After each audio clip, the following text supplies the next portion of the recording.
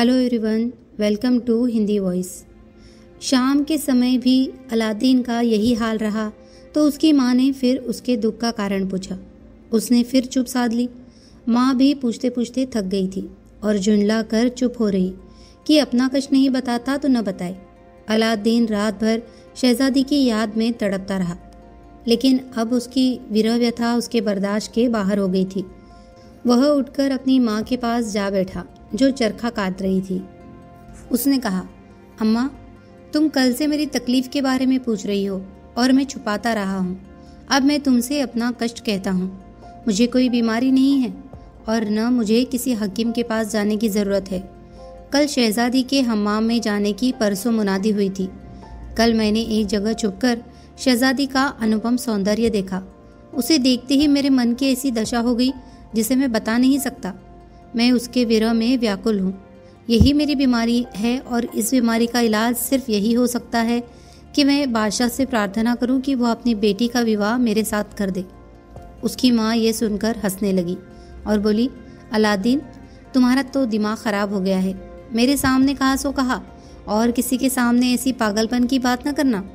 Aladdin ने कहा, मैं जानता हूँ कि तुम यही कहोगी। मैं तुम्हें बता देना चाहता हूँ कि मैं पागल नहीं हूँ और मैं राजकुमारी से अवश्य विवाह करूंगा। उसकी माँ ने कहा, लड़के, तू क्या बेकार की बातें कर रहा है? क्या तुझे याद नहीं रहा कि तू एक मामूली दर्जी का बेटा है और तेरा पिता बादशाह की प्रजा में एक निर्धन व्यक्ति था? तुझे क्या ये बात भी नहीं मालूम कि बादशाह लोग विवाह संबंध या तो बादशाह में करते हैं या फिर मंत्री आदि के कुलीन घरानों में? अगर वे ऐसा न करे तो उनकी प्रजा में कुछ प्रतिष्ठा न रहे और राज्य प्रबंध भी चौपट हो जाए। अलादीन ने कहा, अम्मा, जो कुछ तुमने कहा वह सब ठीक है, लेकिन मैं राजकुमारी से विवाह किए बगैर नहीं रह सकता। मैं शाही महल में जाकर शहजादी के साथ मेरे विवाह का प्रस्ताव करना ही पड़ेगा। शहजादी से मेरा विवाह नहीं हुआ तो मैं जीवित न रह सकूंगा। वैसे भी उसके वियोग में आधा तो मर ही चुका हूँ और उसके बगैर मैं जीवन वृथा ही समझता हूँ। उसकी माँ यह सुनकर बहुत घबराई। वह कातर होकर कहने लगी, देखो बेटे, हमें वही काम करना चाहिए जो हमें शोभा दे और वही बातें कहनी चाहिए जो हमारे मुंह से अच्छी लगे। कहा राजा भोज, कहा गंगुआ तेली। तुम किसके सपने देख रहे हो?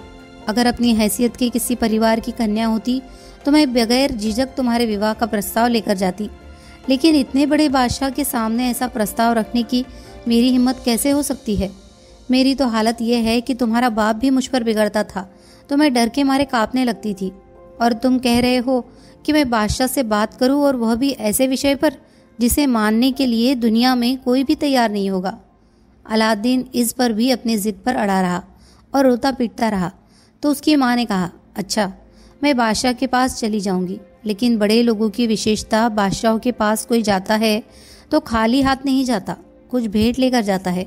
बादशाह के पास जाने के लिए कोई भेंट भी होनी चाहिए जो उसकी प्रतिष्ठा के अनुकूल हो। मेरे पास ऐसी कौन सी चीज़ है जो मैं बादशाह को भेंट कर सकूं? तुम क्यों इसी बात पर जिद कर रहे हो जो हो ही नहीं सकती? तुम शहजादी का ख्याल दिल से निकाल दो। अलादीन ने कहा, अम्मा, तुम क्या कह रही हो? शहजादी का प्रेम मेरे हृदय में इतना गहरा जम चुका है कि या तो शहजादी का आलिंगन करूंगा या मृत्यु का। मैं तुमसे विनय करता हूँ कि अगर तुम्हें मेरे जीवन से जरा सा भी लगाव है तो तुम यह ओहापोह छोड़कर बादशाह से बात करने चली जाओ। मेरा मन कहता है कि तुम्हें सफलता अवश्य मिलेगी। और जो तुमने ये कहा कि तुम्हारे पास बादशाह को भेंट देने योग्य कोई वस्तु नहीं है, तो मैं उसका उपाय भी बताता हूँ। जिन अलभ्य रत्नों को मैं गुफा से लाया था और जिन्हें तुम अभी तक रंग बिरंगे पत्थर समझे हुए हो, वे अमूल्य है। पहले मैं भी नहीं जानता था कि वे क्या चीज़ है, किंतु इतने वर्षों से बाजार में घूमकर मैंने देख लिया है कि यहाँ के जौहरियों की दुकानों में जितने रत्न हैं उन सभी से कहीं बड़े और चमकदार मेरे लाए हुए रत्न हैं। इनसे बढ़कर बादशाह का कोई भी व्यक्ति कुछ भेंट नहीं दे सकता। तुम अंदर जाकर उन रत्नों को उठा लाओ। मैं उन्हें रगड़कर और चमका दूंगा और आकार तथा रंग के अनुसार उन्हें एक चीनी पात्र में सजा दूंगा जिससे वे बादशाह के सामने पेश किए जाए। तुम देखोगी तो खुद ही उन्हें पसंद करोगी। अंततः अलादीन की माँ अंदर के ताक से उन ढेर सारे रत्नों को उठा लाई। अलादीन ने उन्हें रगड़कर चमकाया और फिर चीनी के एक सुंदर पात्र में सजा कर रखा तो वे सूर्य के प्रकाश में ऐसी चमक देने लगे कि उन पर निगाह नहीं ठहरती थी। अलादीन ने अपनी माँ से कहा, अब इन्हें देखो। तुम विश्वास करो कि इनसे बढ़कर बादशाह को कोई और भेंट नहीं दी जा सकती। अब तुम बताओ कि तुम्हें बादशाह के पास जाने में क्या दिक्कत है। यद्यपि रत्न बहुत ही जगमगा रहे थे, तथापि बुढ़िया उनका मूल्य न जानने के कारण तकरार करती रही। वह बोली, इन बेकार पत्थरों में क्या रखा है? इस भेंट से बादशाह कैसे खुश हो सकते हैं? तेरा मनोरथ पूरा न होगा और मैं यूं ही वापस आ जाऊंगी। मैं जो कुछ कहती हूँ वही होगा। फिर मान लो कि मैंने बादशाह से तेरे विवाह का प्रस्ताव किया भी, तो वो मेरी बात पर हंसेगा और मुझे पागल समझकर दरबार से धक्के देकर निकलवा देगा। यह भी संभव है कि कुपित होकर मुझे और तुम्हें दोनों को मरवा डाले। बेटा, मैं फिर कहती हूँ कि तुम यह नादानी छोड़ दो और अपने जैसे किसी परिवार की लड़की से शादी कर लो। अलादीन इस पर भी अपनी जिद पर अड़ा रहा तो उसकी माँ ने कहा, अच्छा यह बताओ कि अगर बादशाह ने मुझसे पूछा कि तुम कहाँ रहती हो और तुम्हारी आर्थिक हैसियत क्या है, तो मैं क्या जवाब दूंगी? क्या मैं उससे ये कहूँगी कि मैं गरीब दर्जी की विधवा हूँ और झोपड़े जैसे मकान में रहती हूँ? अलादीन ने कहा, तुम इसकी भी चिंता न करो, मेरे पास जादू का चिराग है। चिराग का जिन इतना शक्तिशाली है कि मैं उससे जो कुछ मांगूंगा वो तुरंत प्रस्तुत कर देगा। तुम तो कई बार ये देख चुकी हो कि कुछ भी मांगा है तो उस जिन ने तुरंत लाकर दे दिया है। जिन की बात सुनकर बुढ़िया को भी भरोसा हुआ और उसका साहस बनने लगा और उसे आशा होने लगी कि उसका मनोरथ सिद्ध हो जाएगा। उसने स्वीकार कर लिया कि वह कल शाही दरबार में जाएगी और विवाह का प्रस्ताव करेगी। अगर वह यह वादा न करती तो और करती भी क्या। अलादीन तो बुरी तरह उसके पीछे पड़ गया था और किसी तरह मानता ही न था। अलादीन ने जो अब बाहर घूमकर फिर कर लोक व्यवहार में कुशल हो गया था, माँ से ये भी कहा कि यह प्रस्ताव बादशाह को छोड़कर और किसी के कानों में नहीं पड़ना चाहिए। माँ ने यह मंजूर कर लिया। यह सब तय करने के बाद दोनों अपने अपने बिस्तरों में चले गए। बुढ़िया तो सो गई, किंतु अलादीन को अपनी प्रेयसी की याद में नींद नहीं आई। रात भर वह तड़पता रहा।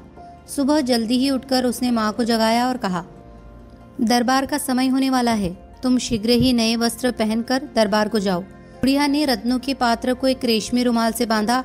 इसके बाद उसे भी एक दूसरे कपड़े में बांधकर वह दरबार को गई। वहां जाकर वह चकरा गई।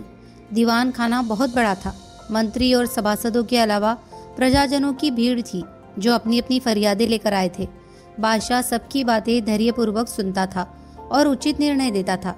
सारे मुकदमों का फैसला करके बादशाह राजमहल में चला गया। वहां अपने विशेष राजकक्ष में उसने मंत्री से आने को कहा और बाकी लोग धीरे धीरे दरबार से विदा हो गए। कुछ देर में मंत्री भी राज्य प्रबंध के आदेश लेकर निकल आया और बाकी दरबार भी बर्खास्त हो गया। अलादीन की माँ भी यह सोचकर घर वापस आ गई कि बादशाह से भेंट न होगी। अलादीन ने उसे वस्त्रों की पोटली के समेत देखा तो समझ गया कि इसकी भेंट बादशाह से नहीं हुई है। वह व्यग्र होकर माँ से सारा हाल पूछने लगा। माँ ने कहा, मुझसे किसी ने रोक टोक नहीं की। मैंने बादशाह को अच्छी तरह देखा। मैं बहुत देर तक उसके सामने खड़ी रही, लेकिन बादशाह को इतनी फुर्सत नहीं मिली कि मुझसे मेरी बात पूछता। हाँ, मैंने ये जरूर देखा कि बादशाह अनावश्यक रूप से किसी पर क्रोध नहीं करता और सबका हाल धैर्यपूर्वक सुनकर ठंडे दिमाग से फैसले करता है। वह हर एक छोटे बड़े की बातें ध्यानपूर्वक सुनता है। सचमुच उस जैसा प्रजापालक नरेश कोई नहीं होगा। आज उसे मुझसे बात करने का अवकाश नहीं मिला, लेकिन मैं कल फिर जाऊंगी और आशा है उससे बात कर सकूंगी। अलादीन को यह सोचकर संतोष हुआ कि माँ की हिम्मत खुल गई है। वह देर सवेर विवाह का प्रस्ताव कर ही देगी। बुढ़िया दूसरे दिन फिर उसी तरह तैयार होकर दरबार पहुंची, किंतु उसका जाना व्यर्थ ही सिद्ध हुआ। दरबार का द्वार बंद था और वहां के कर्मचारियों ने उसे बताया कि 2 दिनों तक दरबार में छुट्टी रहेगी। अतएव वह दरबार से वापस लौट आई और दरबार की छुट्टी की बात अलादीन को बताई। तीसरे दिन फिर वह दरबार में गई, किंतु उस दिन भी बड़ी भीड़ थी और उसे बादशाह से बात करने का मौका नहीं मिला। इसके बाद वह बराबर कई दिनों तक दरबार में पहुंची, लेकिन कभी उसने बादशाह से बात करने का अवसर नहीं पाया। रोजाना आधा दिन वहां बिताती और फिर घर वापस आ जाती। एक दिन बादशाह ने मंत्री से कहा, मैं कई दिनों से देख रहा हूँ कि वह बुढ़िया रोज यहाँ आती है और चुपचाप खड़ी रहती है। यह अपने हाथ में भी कोई पोटली लिए रहती है। यह कौन है और मुझसे क्या चाहती है? वास्तव में मंत्री को बुढ़िया से उसका मंतव्य पूछ रखना चाहिए था, किंतु उसने आलस्यवश ऐसा नहीं किया था। इसीलिए कहा, पृथ्वीपाल, यह स्त्रियां जरा जरा सी बात के लिए राज दरबार में पहुंच जाती है। यह भी ऐसी ही कोई नालिश लेकर आई होगी। कि कसाई ने गोश्त या कुंजड़े ने सब्जी खराब कर दी या तौल में कम दी। बादशाह को इस उत्तर से संतोष न हुआ। उसने कहा, ऐसी बात नहीं मालूम होती। इन बातों के लिए कोई दिन प्रतिदिन नहीं खड़ा रहता। कल अगर यह आए तो इसे सबसे पहले पेश किया जाए। मंत्री ने सिर झुकाकर यह आदेश स्वीकार किया तो उसका पालन न किया। दूसरे दिन बुढ़िया के आने पर मंत्री ने उसे आगे न बढ़ाया। बादशाह ने खुद मंत्री से कहा कि इस बुढ़िया को मेरे पास क्यों नहीं लाते, तो मंत्री को विवश होकर उसे पेश करना पड़ा। बुढ़िया ने, जो इतने दिनों तक दरबार का अदब कायदा देख चुकी थी, अपने सिर को भूमि से लगाया और सिंहासन के सामने बिछे हुए सुंदर कालीन को चूमकर देर तक धरती से सिर लगाए रही। उसने तभी सिर उठाया जबकि बादशाह ने आदेश दिया कि उठकर अपनी बात कहो। वह खड़ी हुई तो बादशाह ने कहा, मैं कई दिनों से तुम्हें यहाँ आते देख रहा हूँ, तुम क्या चाहती हो? बुढ़िया ने एक बार फिर धरती चूमी और बोली, हे दीन बंधु प्रजापालक न्यायमूर्ति महाराज, यदि मुझे प्राणदान का आश्वासन दिया जाए तो मैं अपना मनोरथ आपके सामने रखूं, किंतु मैं जो कुछ कहना चाहती हूँ आपसे एकांत में कहना चाहती हूँ। बादशाह ने आदेश दिया कि दरबार खाली हो जाए। अतएव सभी लोग बाहर चले गए।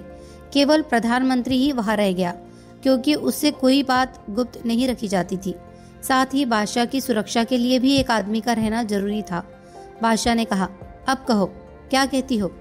अलादीन की माँ ने कहा, पहले आप आश्वासन दें कि मेरी बात से क्रुद्ध न होगे और मेरा कोई अपराध भी समझेंगे तो क्षमा करेंगे। बादशाह ने यह आश्वासन दिया कि निर्भय होकर अपनी बात कहे। बुढ़िया ने विस्तार पूर्वक बताया कि अलादीन ने किस प्रकार छुपकर शहजादी को देखा और कैसे उसके विरह में मृत्युन्मुख हो रहा है। कहा, मैं अपने पुत्र की प्राण रक्षा के हेतु उसके साथ शहजादी के विवाह का प्रस्ताव लेकर आई हूँ। बादशाह ने इस पर नाराजगी तो न दिखाई, किंतु कुछ कहा भी नहीं।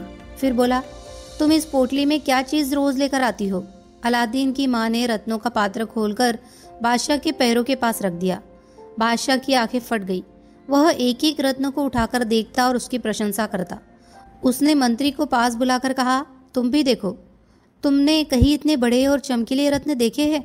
मंत्री ने कहा, मैंने नहीं देखे। बादशाह ने कहा कि ऐसे रत्नों के मालिक के साथ राजकुमारी का विवाह होना ठीक रहेगा। मंत्री को इस बात से दुख हुआ। उसे विश्वास था कि शहजादी का विवाह उसके पुत्र ही से होगा और बाद में उसके पुत्र को चीन का विशाल राज्य मिलेगा। इस समय रत्नों के कारण बादशाह की राय बदलते देखकर वह दुखी हुआ और कहने लगा, शहजादी के सामने यह रत्न क्या चीज है? मेरा पुत्र 3 महीने में इनसे अच्छे रत्न ला सकता है। बादशाह जानता था कि अलादीन की माँ की दी हुई भेंट से अधिक मूल्यवान कोई भेंट नहीं हो सकती, किंतु उसने मंत्री की बात मान ली। लेकिन उसने ऊंची आवाज में अलादीन की माँ से कहा, हमने शहजादी से तुम्हारे पुत्र के विवाह का प्रस्ताव स्वीकार किया, लेकिन हमें अपनी बेटी के लिए समुचित दहेज की व्यवस्था करने में कुछ समय लगेगा। यह दहेज लगभग 3 महीने में तैयार होगा, इसीलिए तुम 3 महीने बाद मेरे पास आना, तब मैं शादी के समारोह की रूपरेखा बनाऊंगा।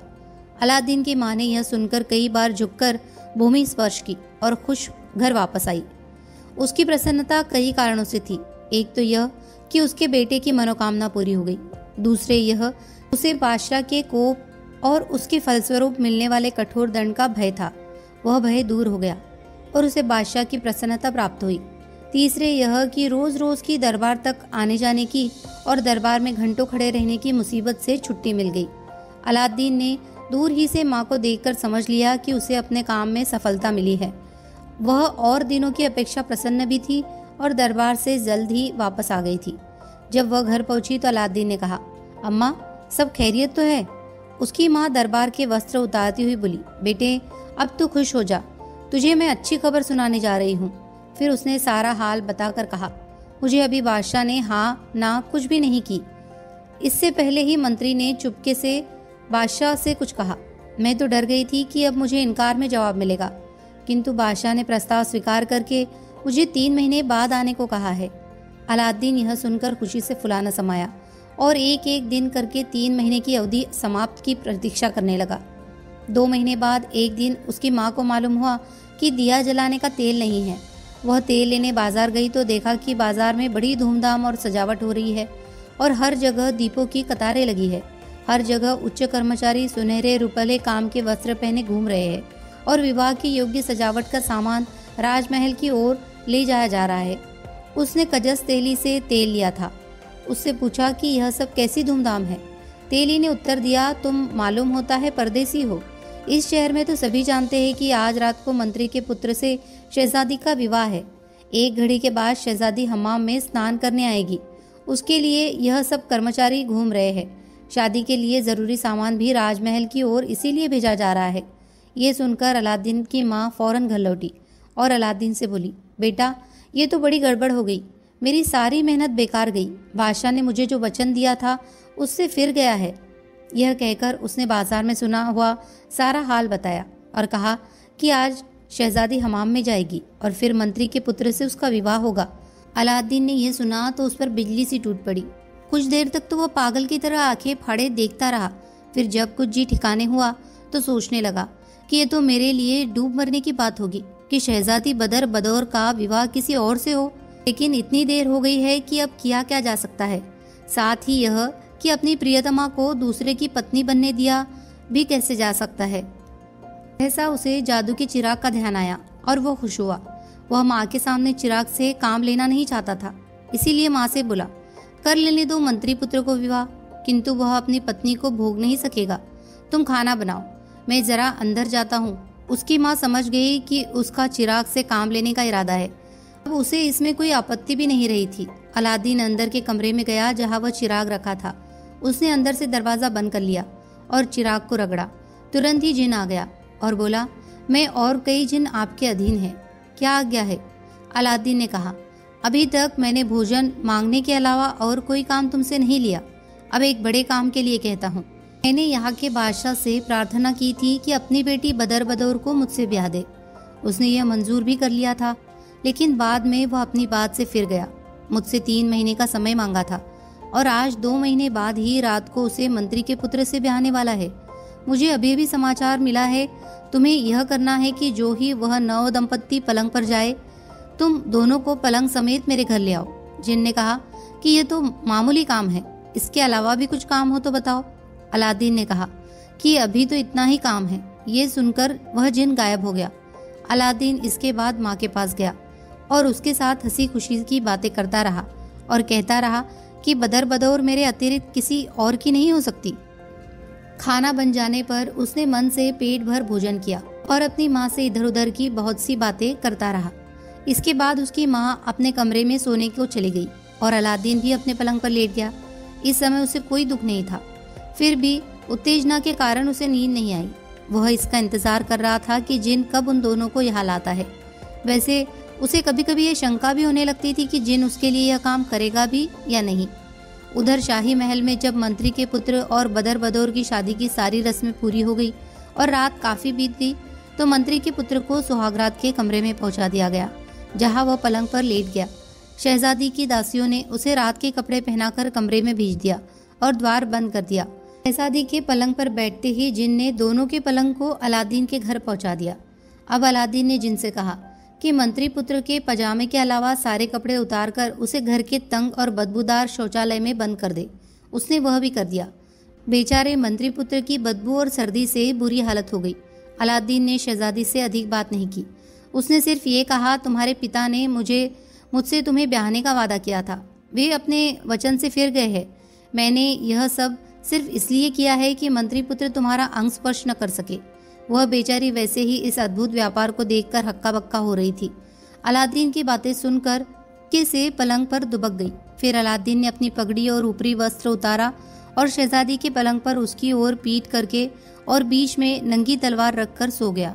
यह इस बात का प्रतीक था कि यद्यपि वह शहजादी को अपना समझता था, किंतु विवाह के पूर्व अपराध नहीं करना चाहता था। अपनी प्रेमिका की पवित्रता बचा सकने पर उसे बहुत संतोष हुआ और वह रात भर आराम की नींद सोया।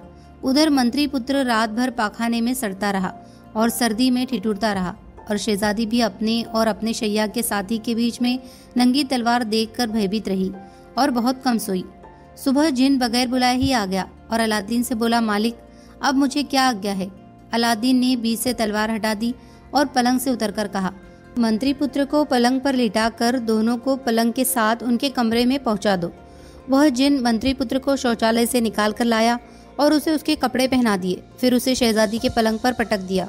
इस बार जिन ने स्वयं को गुप्त नहीं रखा, बल्कि अपने स्वाभाविक महाभयानक आकार में बना रहा पति बदर बदौर और मंत्री पुत्र दोनों की उसका विकराल रूप देखकर गिग्गी बन गई। कोई आश्चर्य की बात न होती अगर वे दोनों डर के मारे मर ही जाते, लेकिन भाग्यवश दोनों केवल अधमरे हो गए। देश की रीति थी कि सुहागरात के बाद की सुबह को कन्या का पिता आकर उससे इशारे से पूछता था कि रात स्वाभाविक रूप से बीती या नहीं। बादशाह भी सुबह यह हाल लेने के लिए आया। उसकी आहट सुनते ही मंत्री पुत्र पलंग से कूदा और दूसरे दरवाजे से निकल गया, क्योंकि वह अपनी दुर्दशा छुपाना चाहता था। बादशाह ने कमरे में जाकर बेटी से मुस्कुराकर पूछा, रात आराम से तो बीती? उसने आगे बढ़कर प्यार से उसका माथा चुमा तो उसे दिखाई दिया कि शहजादी को असीम दुख महसूस हो रहा है। बादशाह को आश्चर्य हुआ और वह यह न समझ सका कि शहजादी लज्जावश कुछ नहीं कह रही है या रात उसे बहुत कमजोरी आ गई है या उसे वास्तव में कोई दुख है जिसके कारण वह चुप्पी साधे है। वह यहाँ से अपनी बेगम के पास आया और उसे शहजादी की विचित्र दशा बताई और कहा कि कुछ समझ में नहीं आता।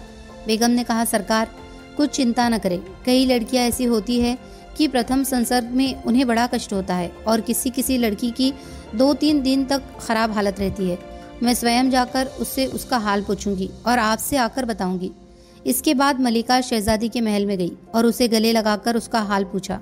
शहजादी उस पर भी चुप रही और उसके चेहरे की उदासी जरा भी कम नहीं हुई।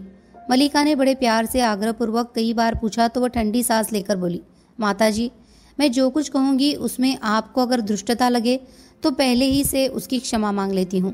वास्तविकता यह है कि रात को ऐसी विचित्र घटनाएं हुई जिन पर किसी को विश्वास नहीं होगा, किंतु उन घटनाओं ने मेरे होशो आवाज गायब कर दिए और उन बातों को याद करके अब तक मेरा हृदय कांप रहा है। रात को जब मेरी दासियां मुझे इस कमरे में बंद करके चली गई और मैं पलंग पर बैठी, उसी समय किसी ने हम दोनों को मैं पलंग किसी मामूली से कमरे में पहुंचा दिया। वहां मंत्री पुत्र को वह गुप्त व्यक्ति कहीं ले गया और रात भर कहीं और रखा। इधर एक जवान आदमी ने मुझे बहुत दिलासा दिया और उसी पलंग पर मेरी ओर पीट करके सो गया और मेरे और अपने बीच में नंगी तलवार रख ली। सुबह मंत्री पुत्र को एक भयानक जिन ने मेरे साथ लिटाया और हम दोनों को मैं पलंग के यहाँ वापस पहुंचा दिया। सुबह जब पिताजी मेरे कमरे में आए तो मैं भय और शोक में इतनी डूबी थी उसमें कुछ भी बात न कर सकी। मेरा दुख उन्हें मालूम होगा तो वे मुझे अवश्य क्षमा करेंगे। बदर बदौर ने जब बीती रात की पूरी घटना सुनाई तो उसकी माँ को उस पर बिल्कुल विश्वास नहीं हुआ। उसने कहा, तुमने मुझसे कहा सो ठीक किया, लेकिन किसी और से यह पागलपन की बातें न करना। इससे क्या फायदा कि लोग तुम्हें पागल समझे। शहजादी बोली, मैं पागल नहीं हूँ, अपने पूरे होशो हवास में हूँ। तुम्हें मेरी बात का विश्वास नहीं तो मैं क्या करूँ? तुम चाहे तो मेरे पति मंत्री पुत्र से पूछ लो, वह भी यही कहेगा जो मैं कह रही हूँ। मलिका ने कहा, अच्छी बात है, मैं तुम्हारे पति से पूछूंगी। अगर उसने तुम्हारी बात का समर्थन किया तो तुम्हारी बात सच मानूंगी। इस समय तुम इन बातों को भूल जाओ। देखो, नगर में चारों तरफ से गायन वादन की आवाजें आ रही है जो तुम्हारे विवाह के उपलक्ष्य में हो रही है। तुम क्यों इस राग रंग को अपनी बेकार बातों से भंग करना चाहती हो? इस पर शहजादी चुप हो गई। अलिफ लैला की इससे पहले की कहानी अगर आप सुनना चाहते हो तो डिस्क्रिप्शन बॉक्स में लिंक दिया है, उसे क्लिक करके आप सारी कहानियाँ सुन सकते हैं। धन्यवाद।